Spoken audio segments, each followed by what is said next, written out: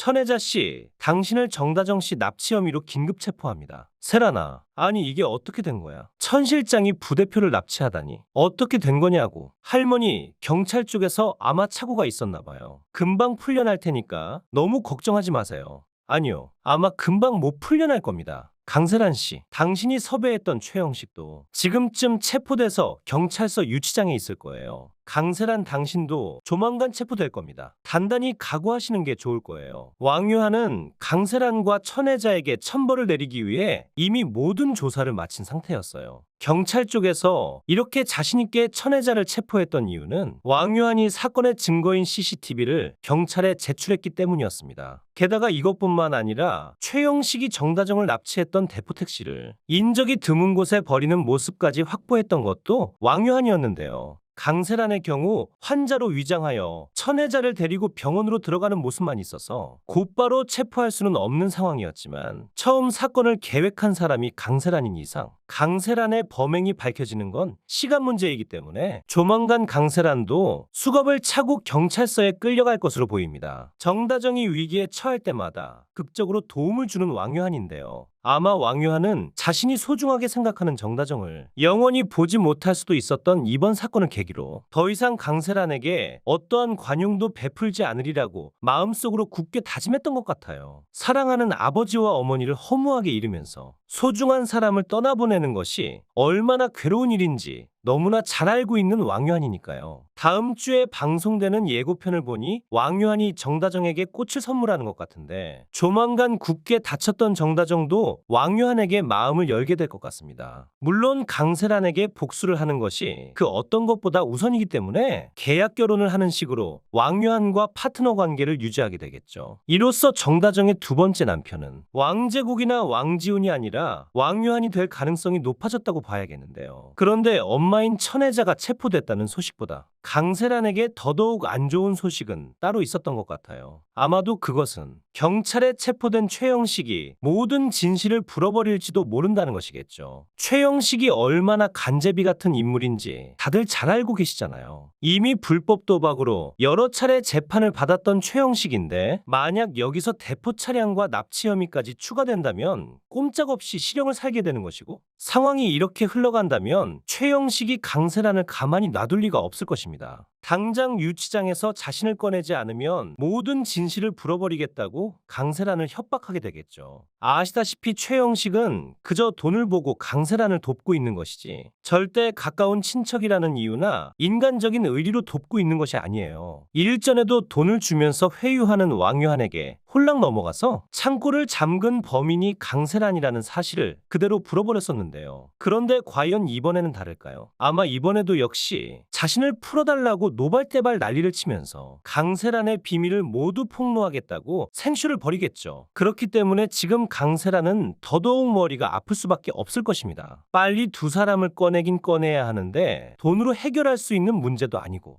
자칫 두 사람을 꺼내려다 무리수를 뒀다가는 자신까지 잡혀 들어갈 수도 있으니 거의 이러지도 못하고 저러지도 못하는 상황인데요. 하지만 강세란이 최영식의 입을 막기 위해 안간힘을 쓰고 있는 동안 전혀 생각지도 못한 곳에서 불이 나고 있었어요. 그것은 바로 윤보배 여사가 천혜자가 걱정되는 마음에 경찰서로 직접 방문을 해버린 것. 여기서 문제는 천혜자가 아니라 천혜자와 함께 유치장에 있는 최영식인데요. 천 실장, 이게 어떻게 된 거야? 부대표가 사라진 거랑 천 실장이랑 무슨 관계라도 있는 거야? 그런데 바로 그때 윤보배 여사는 천혜자와 함께 있는 최영식의 얼굴을 우연찮게 목격하고 화들짝 놀라서 넘어집니다. 아니 어떻게 이럴 수가? 만석이니? 내 아들 만석이 맞지? 세란아, 이게 어떻게 된 일이야? 만석이가 죽지 않고 살아있다니 이게 어떻게 된 일이냐고. 윤보배 여사는 상황이 어떻게 돌아가는지 전혀 감을 잡지 못하고 있었어요. 사진으로만 봤었던 내 아들 만석이가 자신의 눈앞에 떡하니 있으니 기가 막히고 코가 막히고 귀신이 고칼 노릇이었죠.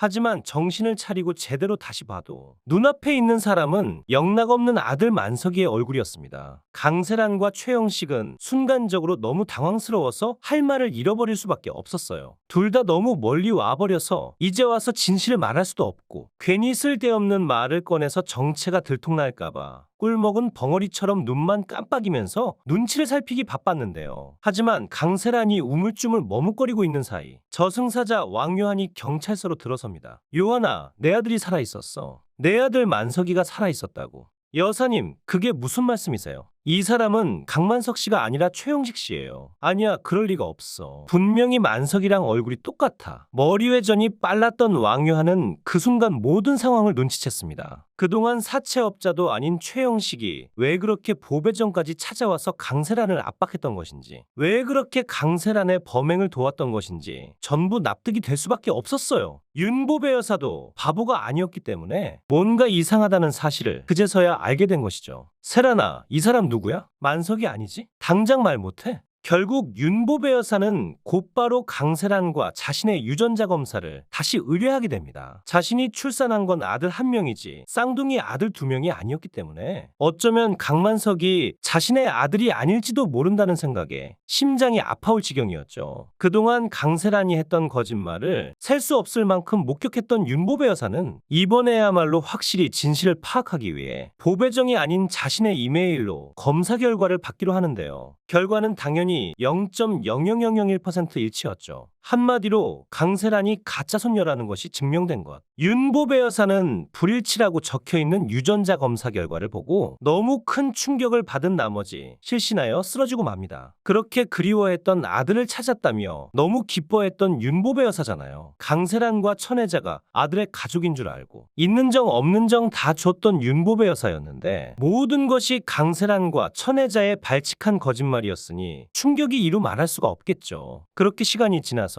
정신을 차린 윤보배 여사는 곧바로 강세란을 불러들이고 강세란의 얼굴을 보자마자 묵직한 손으로 따귀를 후려갈깁니다. 이런 고얀년 같은 이라고. 나는 네가 어떤 짓을 저질러도 만석이 딸이라는 이유로 모든 것을 눈감아줬다. 내가 아들에게 사랑을 주지 못했다는 생각에 아들한테 사죄하는 마음으로 널 버리지 않고 끝까지 품으려고 했지. 그런데 뭐라고? 만석이가 내 아들이 아니었다고? 야, 이 배은망덕한 년아. 당장 보배정에서 나가, 당장. 결국 강세란은 화려한 부자놀이를 끝마치고 비참하게 쫓겨나고 마는데요. 윤보배 여사는 강세란을 쫓아내고 하염없이 눈물을 흘릴 수밖에 없었습니다. 죽기 전에 아들을 찾아서 너무 좋았는데 또다시 원점으로 돌아온 거니까요. 하지만 한편으로는 다행이라는 생각도 들었어요. 자신이 모르는 어딘가에 진짜 아들이 살아있을지도 모른다는 생각을 하면서 말이죠. 윤보배 여사가 신덕수의 정체를 알게 되는 결정적인 계기는 안나가 가지고 있는 신덕수의 핸드폰 속의 녹취가 공개되는 순간이 될 것 같네요. 영상이 재미있으셨다면 구독과 좋아요 부탁드립니다. 시청해주셔서 감사합니다.